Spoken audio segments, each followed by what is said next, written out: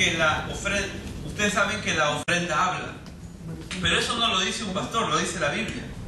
O sea, la ofrenda que tú das habla por ti, da testimonio de ti. Eso está escrito en la Biblia. Hebreos capítulo 11, verso 4. Vamos a leer allí, Hebreos capítulo 11, verso 4. ¿Qué dice ahí, hermanos? A ver, a la voz de 3. 1, 2, 3. Por la fe, Abel ofreció los más excelentes sacrificios de Caín, por lo cual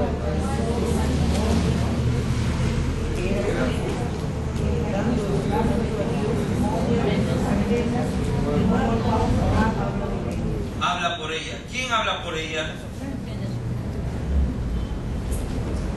Dice la Biblia, por la fe. ¿Por la qué? Por la fe. Si yo no tengo fe en Dios y en su palabra, entonces también será difícil de que yo pueda dar algo bueno para Dios, o pueda dar lo mejor para Dios, porque no hay fe. Y la fe, según la Biblia, es pues la fe, la certeza de lo que se espera y la convicción de lo que no se ve. Lo dice en el libro ahí mismo, 11.1. ¿Qué es la fe? La fe es la certeza de lo que se espera y la convicción de algo que no veo. Claro, todos nosotros queremos ver para creer,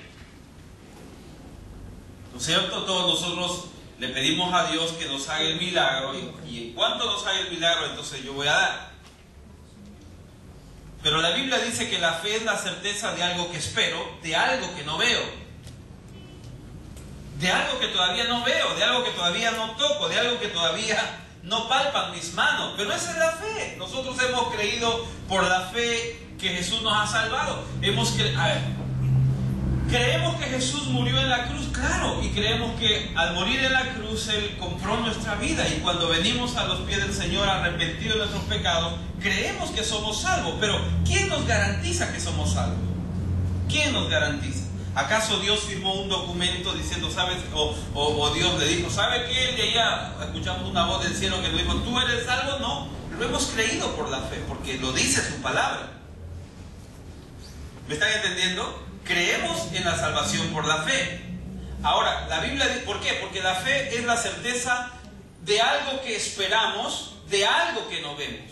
Esperamos algo que no vemos, y lo esperamos creyendo que va a venir. O sea, eso es fe.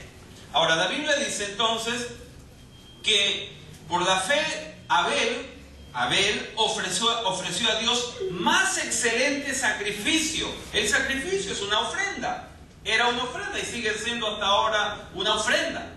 El sacrificio que hizo Abel lo ofreció a Dios. Y dice que su sacrificio fue más excelente que el de Caín. ¿Qué significa que fue más excelente que el de Caín? Bueno, ya Génesis lo dice, ¿no es cierto? Que Abel escogió de entre lo mejor para ofrecérselo a Dios. Y es por eso que Dios, escuche, mira, dice la Biblia que Abel está entre los héroes de la fe. Cuando usted lee todo el versículo 11, todo el capítulo 11, claro, ahora no lo va a leer, pero ahí habla acerca de hombres renombrados que sus nombres están escritos en la Biblia y resaltan en la Biblia porque fueron hombres que hicieron historia porque le creyeron a Dios.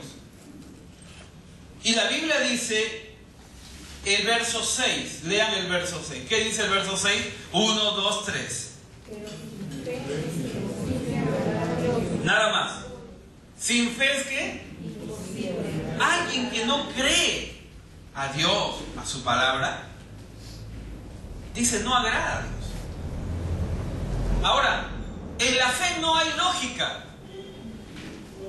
En la fe no hay razonamiento. El razonamiento es lo contrario a la fe. La lógica es lo contrario a la fe. ¿Me están entendiendo? El razonamiento es contrario a la fe.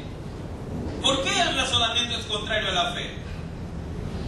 Si Dios dice, yo puedo sanar un cáncer, ¿qué dice la razón? ¿O la lógica humana? Que no se puede. Porque humanamente y científicamente eso es imposible. Pero ¿Dios lo hace o no lo hace? Sí. Y para que Dios lo haga, ¿qué se necesita?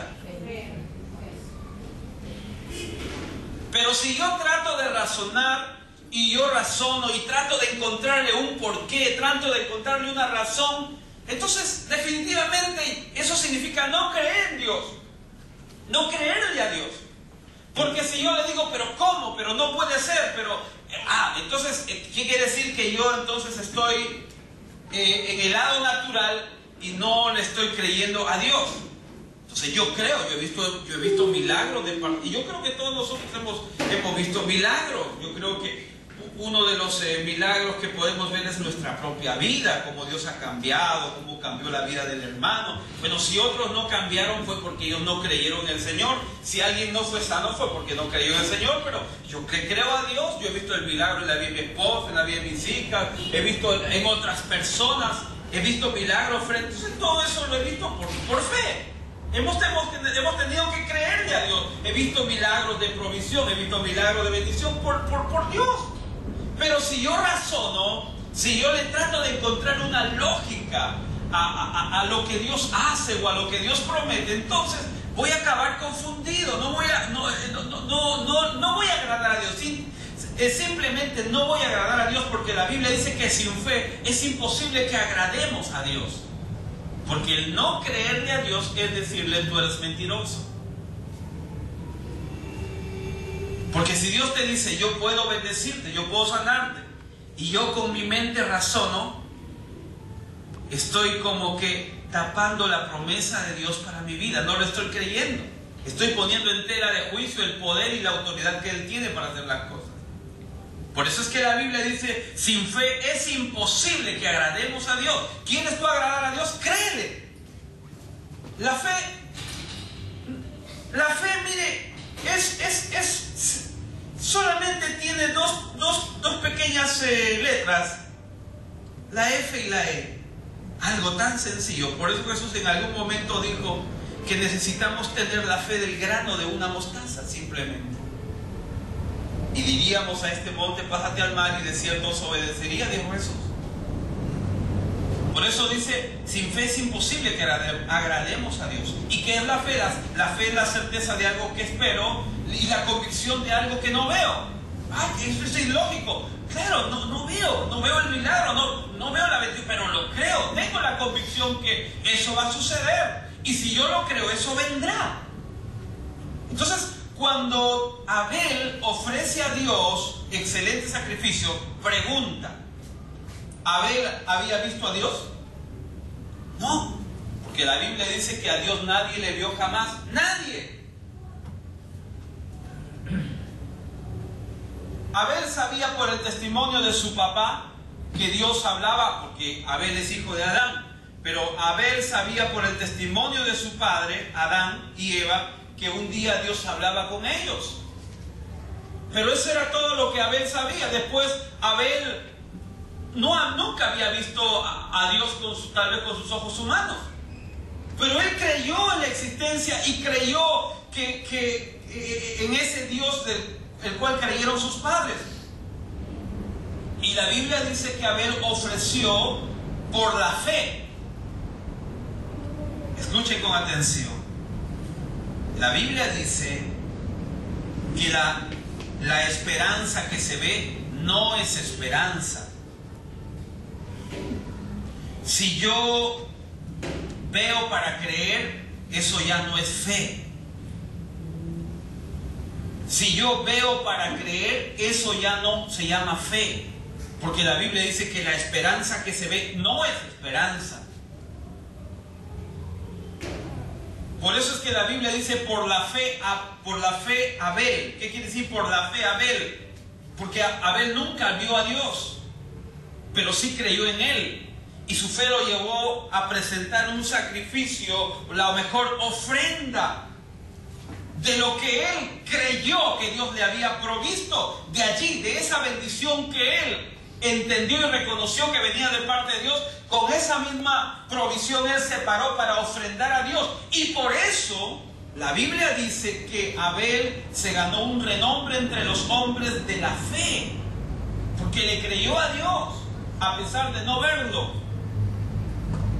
Porque si él hubiera visto, entonces ya no sería fe. Porque la esperanza que se ve no es esperanza, dice la Biblia. No sé si están entendiendo. Ahora, quiero que lean una vez más el verso 4. 4, ¿qué dice? A ver, a la de 3, 1, 2, 3. ¿Qué dice? Por la fe, Abel ofreció a Dios más excelente sacrificio que Caín, por lo cual alcanzó testimonio de que era justo, dando testimonio sus ofrendas. ¿Qué dieron testimonio? Dando Dios testimonio. Amén. ¿Quién dio el testimonio? Dios. ¿Quién dio el testimonio? No lo dio el vecino, no lo dio el amigo. No dice, ay, mire. El vecino no dijo, ay, mírate como Caín. Mira cuánto da. No, no lo dio el vecino. El testimonio lo dio Dios mismo. Y dice, dando testimonio Dios por sus ofrendas. ¿Qué dice?